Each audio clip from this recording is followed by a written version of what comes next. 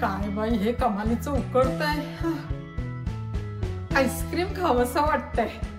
तुम्हाला पण आईस्क्रीम खावंसं वाटतंय का? पण कोण जाणार या उन्हात आईस्क्रीम आणायला? त्याच्यापेक्षा घरीच आपण हेल्दी आईस्क्रीम बनवूया.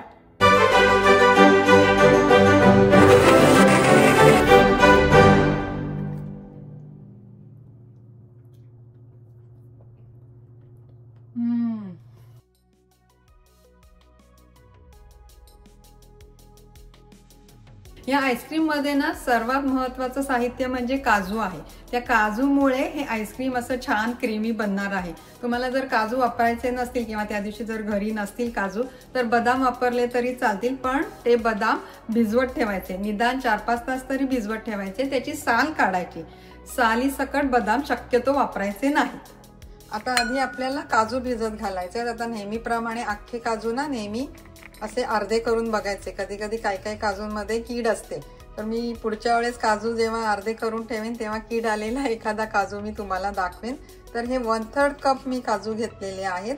साधारण 20 काजू अख्खे आहेत. हे आता भिजवून ठेवायचे. पाणी घालते ह्याच्यामध्ये. आता एका मिक्सरच्या भांड्यामध्ये आपण भिजवून ठेवलेले काजू घालते. त्याच्यामध्ये 1/3 कप पाणी घालते. 1/2 टीस्पून व्हॅनिला इसेन्स आणि आता ते मिक्सरला ग्राइंड करून घेते.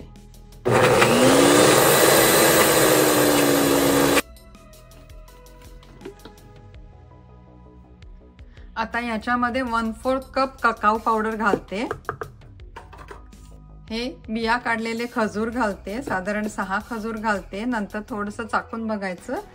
कमी गोड वाटलं तर अजून एखादा खजूर टाकायचा. आता इथे आपण ककाओ पावडर वापरली आहे, कोको पावडर नाही. आता ककाओ पावडर आणि कोको पावडर ह्याच्यातला फरक मी तुम्हाला सांगते. ककाओ पावडर मध्ये कमीत कमी प्रोसेस झालेली असते. हे रॉ फॉर्म मध्ये असतं जास्ती करून. आणि कोको पावडर मध्ये जास्त प्रोसेस झालेलं असतं. त्याच्यामध्ये गरम करून ते केलेलं असतं. त्याच्यामुळे शक्यतो आपण ककाओ पावडरच वापरायची. आता कधी केकमध्ये किंवा आईस्क्रीममध्ये आपण व्हॅनिला इसेन्स असं बोलतो, त्यावेळेला व्हॅनिला इसेन्स वापरायचा नसतो. व्हॅनिला एक्स्ट्रॅक्ट असं लिहिलेलं असतं ना, हे बघा इथे लिहिले प्युअर व्हॅनिला एक्स्ट्रॅक्ट, ते वापरायचं. हे खरं व्हॅनिला बीन पासून काढलेलं असतं, एक्स्ट्रॅक्ट केलेलं असतं आणि हे थोडंसं अल्कोहोलिक असतं. आणि जे व्हॅनिला इसेन्स लिहिलेलं असतं ते पूर्णपणे केमिकल्स असतं. त्यामुळे ते आपल्याला वापरायचं नाहीये.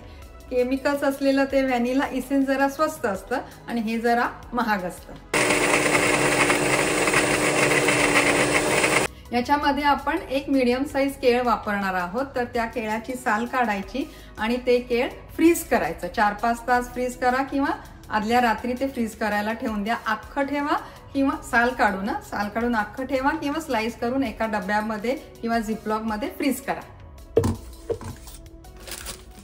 आता याच्यामध्ये फ्रोझन बनाना घालायचे. फ्रीज करायला ठेवलं होतं एक केळ रात्रभर, ते घालते. याचे स्लाइसेस करून पण तुम्ही फ्रीज करू शकता. मीडियम साईज बनाना आहे. हे बघा, केळ घातल्यावर मी चाखून बघितलं, थोडं कमी गोड वाटलं म्हणून 3 खजूर मी ह्याच्यामध्ये अजून ऍड केले. या सगळ्याचं साहित्य आणि प्रमाण मी डिस्क्रिप्शन बॉक्समध्ये खाली दिलेलं आहे आणि व्हिडिओच्या शेवटी पण दिलेलं आहे.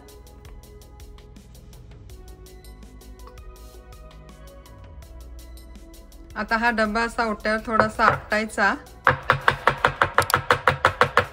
म्हणजे ते आईस्क्रीम नीट व्यवस्थित सेट होतं. आणि स्पॅच्युलानी पण असं सपाट करून घ्यायचं चांगलं. आणि त्याच्यावर थोडेसे हे काजूचे तुकडे घालायचे आणि ककाऊचेच असे चिप्स मिळतात. हे बघा, ते थोडेसे घालायचे. ते चॉकलेट चिप्स सारखे दिसतात. असे गोड नसतात, याच्यात साखर अजिबात नसते.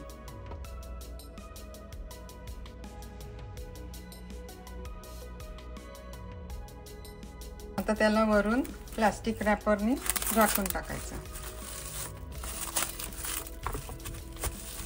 आता फ्रीजर मध्ये ते सेट व्हायला ठेवून देऊया. बघूयात आता उघडून. रात्रभर ठेवलंय हे फ्रीजर मध्ये.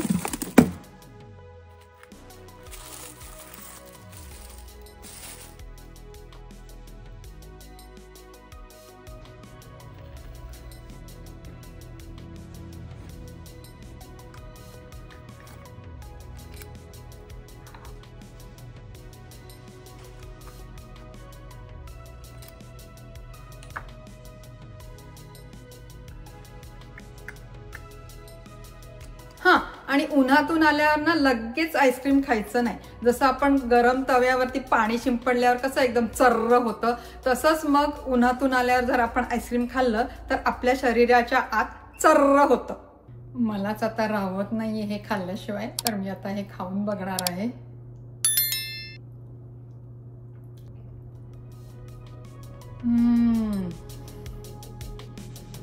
मीच बनवलंय पण मीच कौतुक करते. सुपर्ब झालंय. घरचं चॉकलेट आईस्क्रीम. चला आता मी लागते माझ्या पुढच्या हेल्दी रेसिपीच्या तयारीला. तोपर्यंत तुम्ही मस्त खा आणि स्वस्त रहा.